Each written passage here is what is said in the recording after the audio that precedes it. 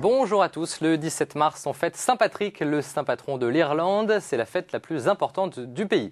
À cette occasion, coup de projecteur sur l'église d'Irlande, une église secouée ces derniers mois par de graves affaires de pédophilie. L'Irlande, c'est l'une des terres les plus catholiques d'Europe, en tout cas au sud de l'île, car l'Irlande est encore coupée en deux. Au sud, la République d'Irlande, à majorité catholique, et au nord, l'Ulster, une province du Royaume-Uni, à majorité protestante, qui s'apprête à vivre un immense changement, puisqu'à partir du 12 avril, le contrôle de la police et de la justice d'Irlande du Nord sera directement assumé par Belfast et non plus par Londres, un accord qui date d'il y a quelques jours à peine et que le pape a récemment salué comme un signe prometteur d'espérance. On va donc s'intéresser à cette double réalité irlandaise, au nord comme au sud, en compagnie de Philippe O'Rourke. Bonjour. Bonjour, merci d'être avec nous. Vous êtes président d'une association, l'association des Amis de l'Irlande et spécialiste de l'Irlande. Alors d'abord, pour commencer, c'est vrai qu'il faut souligner que l'Irlande a une double réalité politique. Absolument, absolument. Il y a l'Irlande du Nord, celle qu'on appelle l'Irlande du Nord, qui est l'Ulster, comme vous l'avez dit tout à l'heure, qui est une région qui réunit 5 comtés au nord de l'Irlande, au nord de l'île, et qui fait partie du Royaume-Uni, et qui est, comme vous l'avez dit également, en partie gouvernée par Londres. On peut dire ça comme ça. Pour simplifier. Alors que vous avez dans le sud la République d'Irlande, dont tout ça est issu de la partition qui a eu lieu il y a une centaine d'années. Et la République d'Irlande, donc, qui est un pays souverain. Mais c'est vrai que c'est une situation tout à fait particulière, puisque souvent on parle d'Irlande, mais bon, il y a aussi effectivement la République d'Irlande et l'Irlande du Nord. L'Irlande n'est pas unifiée. Mais il n'y a qu'une seule conférence épiscopale irlandaise. Alors il n'y a qu'une seule conférence épiscopale irlandaise, comme il n'y a qu'une seule équipe de rugby. C'est vrai que c'est important, l'Église catholique qui joue un rôle très important sur cette île, que ce soit d'ailleurs au nord comme au sud, depuis Saint-Patrick, qui a évangélisé l'Irlande.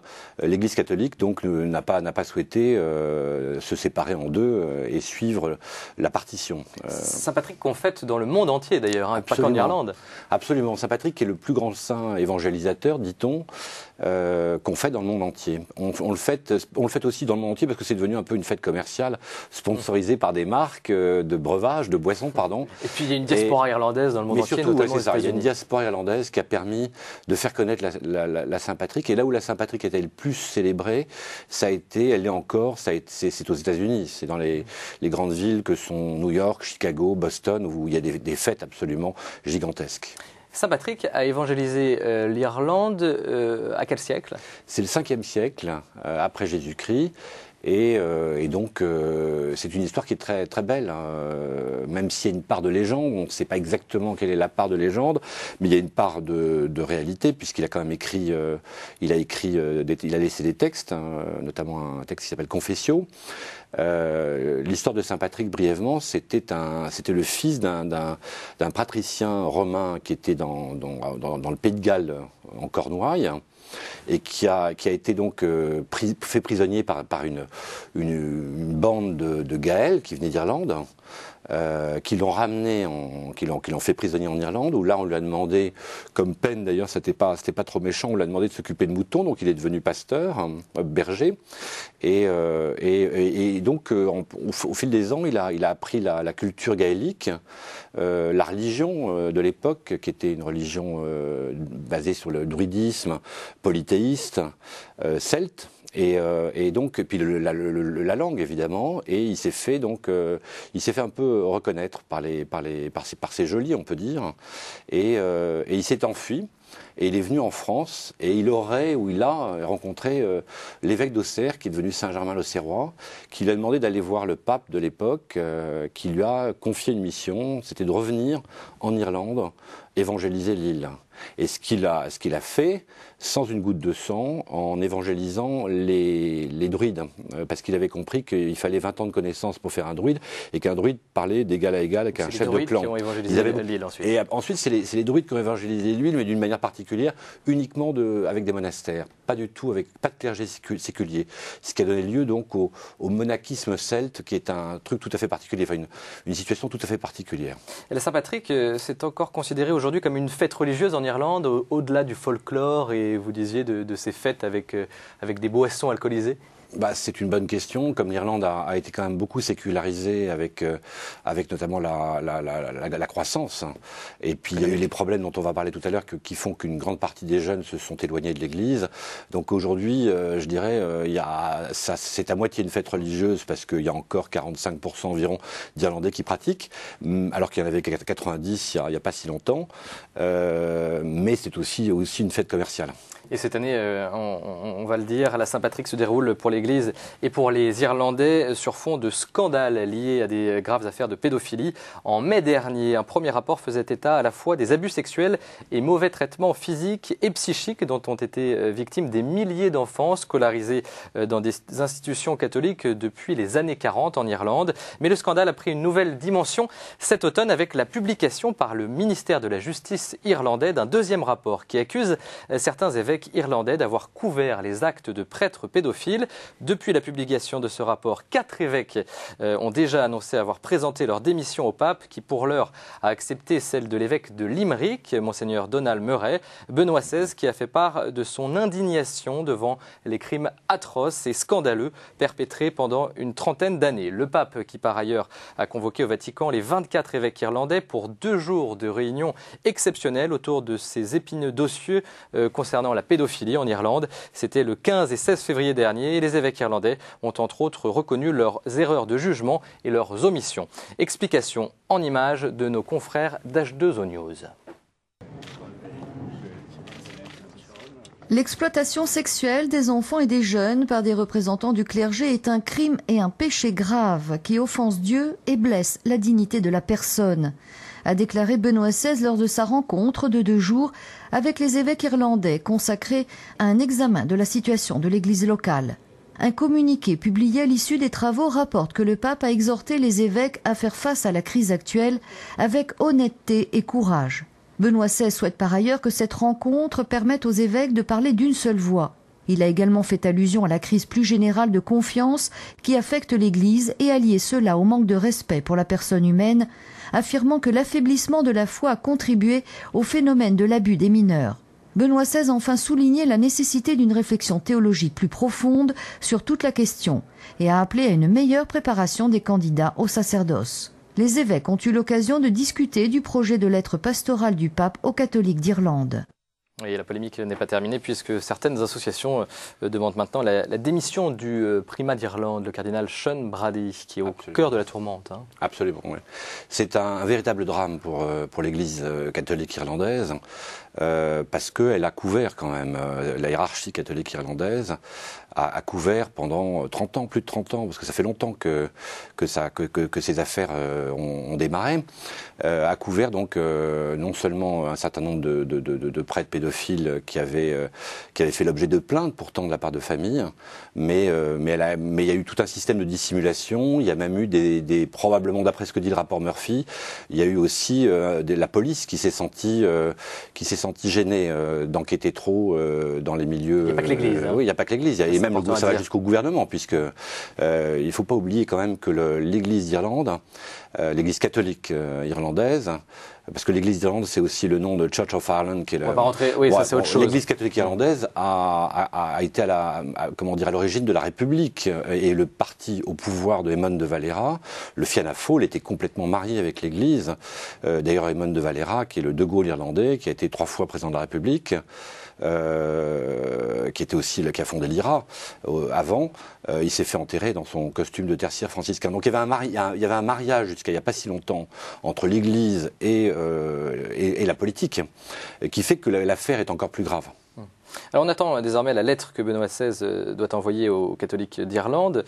Ça sera un geste important. Une lettre d'ailleurs qui pourrait s'adresser plus largement à tous les catholiques, hein, puisque après ces scandales en Irlande, on a parlé d'autres scandales en Allemagne notamment, en Autriche ou encore aux Pays-Bas. Cette lettre, en tout cas, cette parole aux fidèles du pape, qu'est-ce qu'elle représenterait en Irlande sur fond de scandales autour de ces questions de pédophilie ? Elle représentera beaucoup puisque elle est attendue par non seulement les familles, bien sûr, en premier, mais enfin les familles de victimes, mais surtout par toute la population irlandaise qui est vraiment bouleversée, qui est choquée, il y a vraiment un besoin actuellement de parole, surtout dans ces domaines-là, sur ces sujets-là qui sont très sensibles, même tabous. C'est très important d'avoir une parole forte de la part du Saint-Père.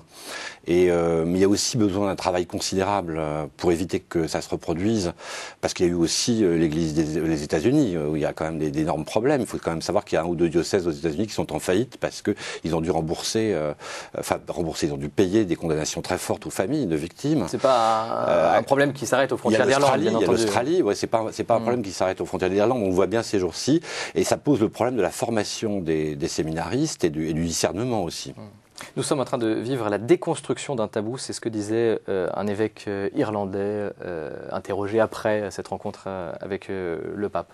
Et ça, c'est le mot-clé. D'abord, c'est un tabou. La pédophilie est un tabou. Un prêtre pédophile, c'est encore plus un tabou. Et l'Église d'Irlande, il faut quand même voir ce que c'était.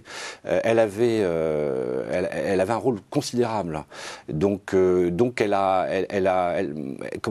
produit des évêques, des archevêques assez conservateurs tout de même, très traditionnels, on va dire plutôt traditionnels, qui représentaient, énormément de pouvoir.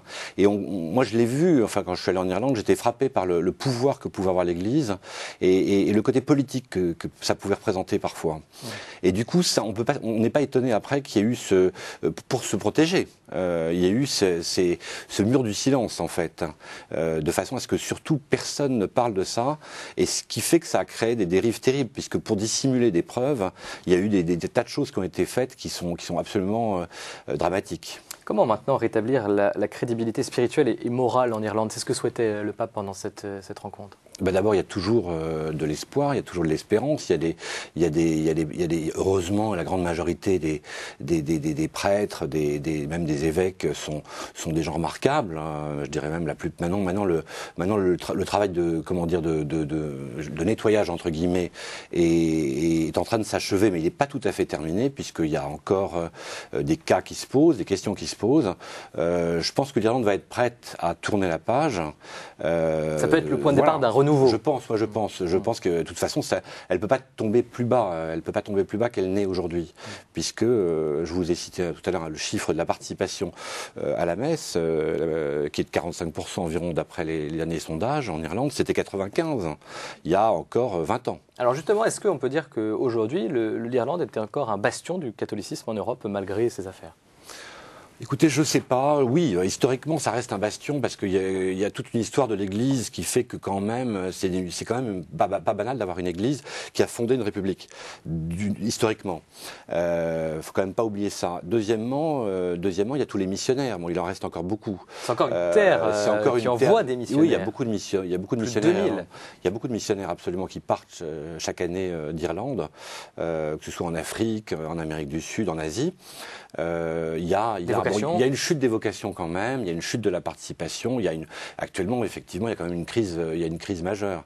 Mais ça, on peut dire quand même, pour répondre à votre question, on peut dire que ça reste un pays fortement catholique historiquement.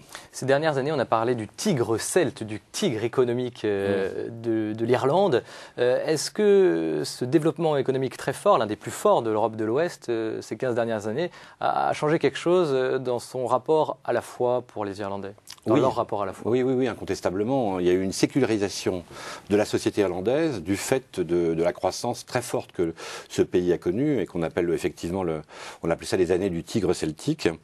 Et il y a eu un rapport à l'argent qui s'est considérablement modifié.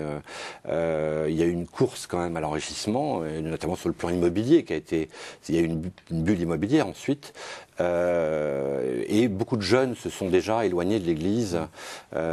Mais bon, les scandales étaient quand même aussi en toile de fond, les scandales des prêtres pédophiles, puisque ça fait quand même 94 que ces histoires sont sorties. Donc il y a eu une conjonction de facteurs qui font que cette île, enfin ce pays, est en train de se séculariser en partie, et fait un peu ce qui s'est passé en France après la Révolution.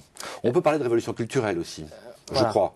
Ce qui s'est passé en Irlande, quand on prend la conjonction de ces deux facteurs principaux que sont ces scandales, d'une part extrêmement forts, et d'autre part la croissance économique, et puis les médias, tous les phénomènes médiatiques, font qu'il y a eu une révolution culturelle et que les Irlandais maintenant ne se comportent plus du tout de la même façon qu'avant. Et puis maintenant, il y a la crise.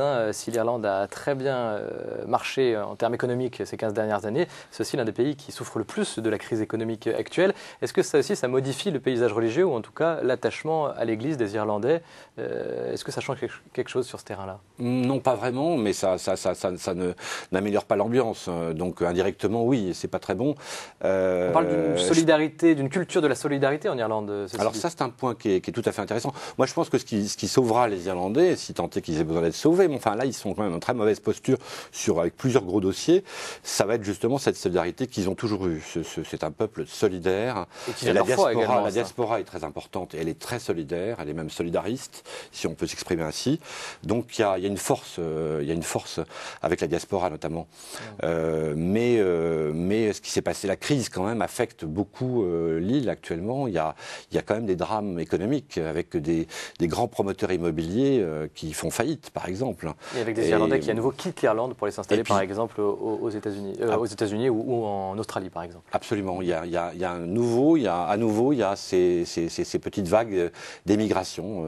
On n'avait plus vu depuis très longtemps. Qu'on n'avait pas plus vu depuis très longtemps, parce qu'au contraire, ils revenaient au pays, puisque le pays était en train de s'enrichir.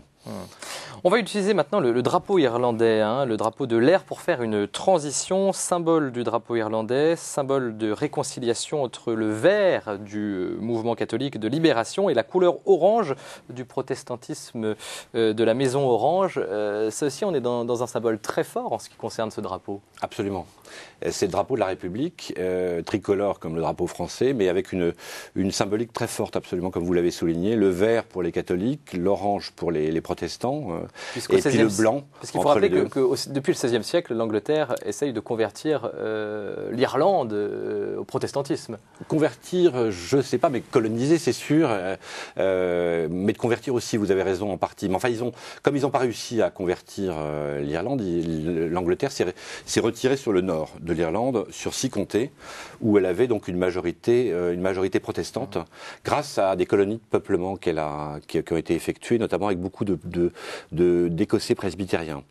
Mais donc, vous avez tout à fait raison de le dire, c'est une très vieille histoire, et donc la symbolique est encore plus forte, et ce drapeau donc, qui est un symbole d'alliance finalement, entre les deux religions, les deux grandes religions, est un très beau drapeau. Mais le problème, c'est qu'il est vécu en Irlande du Nord comme le drapeau des républicains, et qui dit républicain en Irlande du Nord dit évidemment catholique, puisqu'on peut pas être, si on est républicain, on est forcément catholique, parce que les Français sont pas habitués à ce genre de cette façon de parler. Et donc, alors en Irlande du Nord, il y a où les drapeaux sont très très présents, parce que quand on est dans un quartier catholique, parce qu'on voit partout des drapeaux. On va se rendre tout de suite en Irlande du Nord, Philippe O'Rourke, car à la fin du XXe siècle, c'est l'Irlande du Nord, cette province qui a payé un lourd tribut à la guerre civile, et ce jusqu'en 1998. Coup de projecteur sur l'histoire récente de l'Irlande du Nord en images. Le 10 avril 1998 sont signés à Belfast les accords de paix nord-irlandais concluant 30 ans de guerre civile. Une guerre qui a provoqué la mort de plus de 3500 personnes.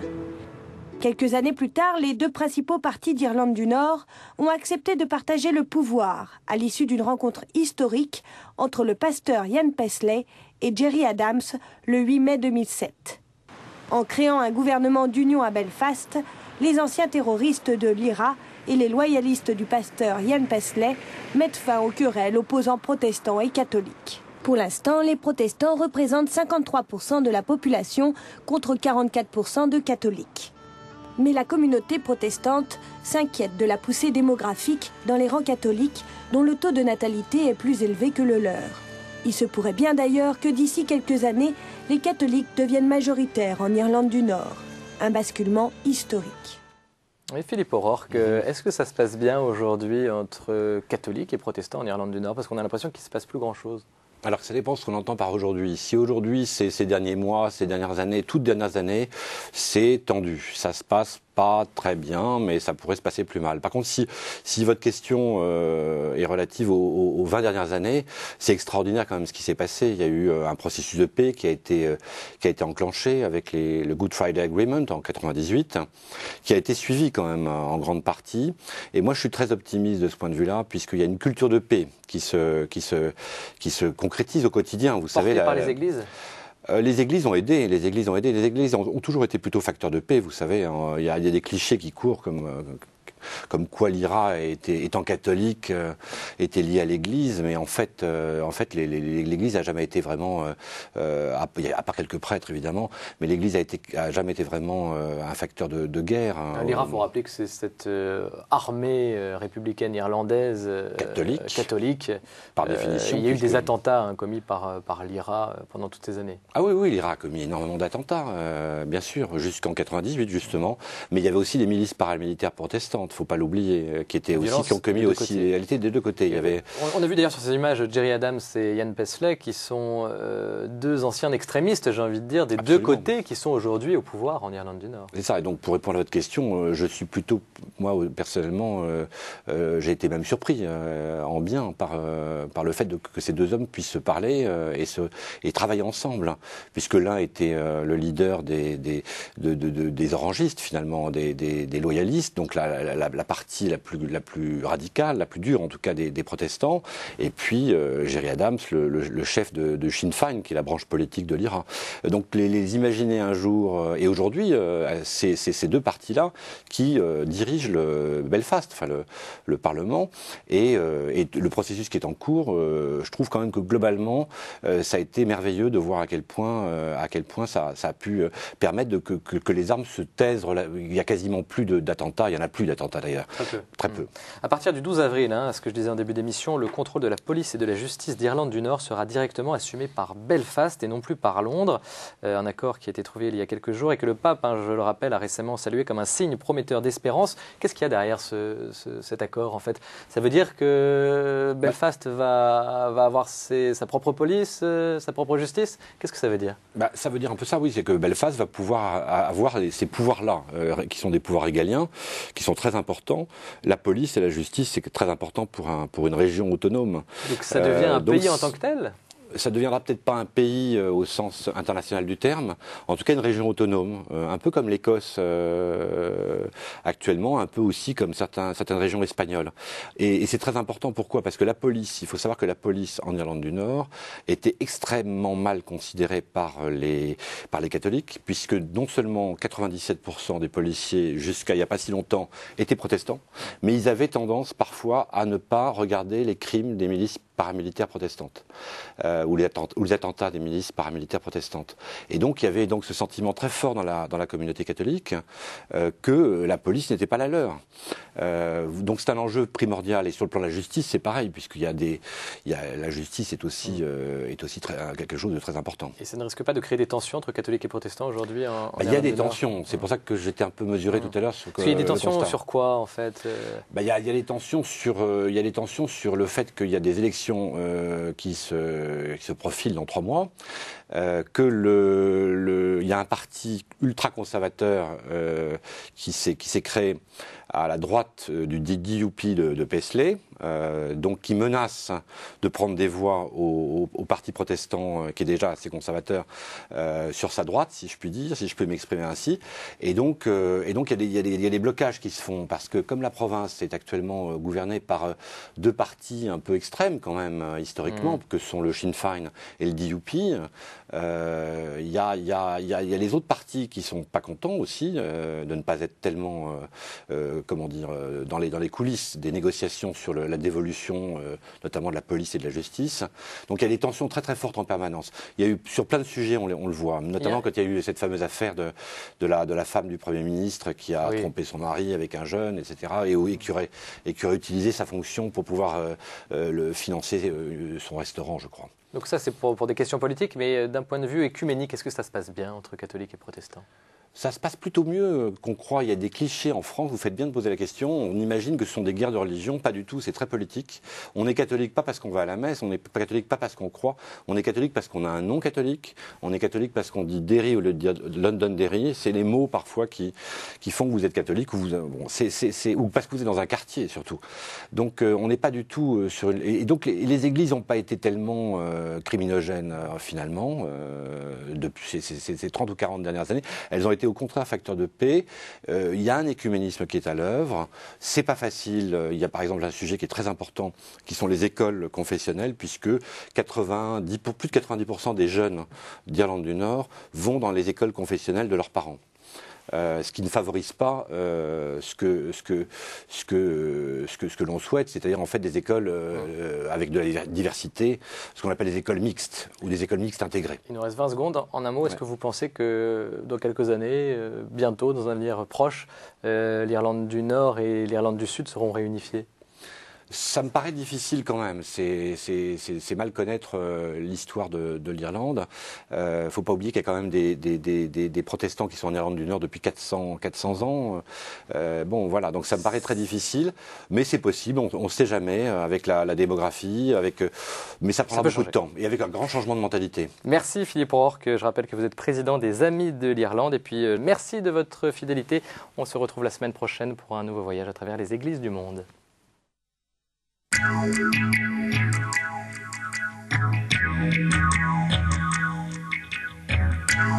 you.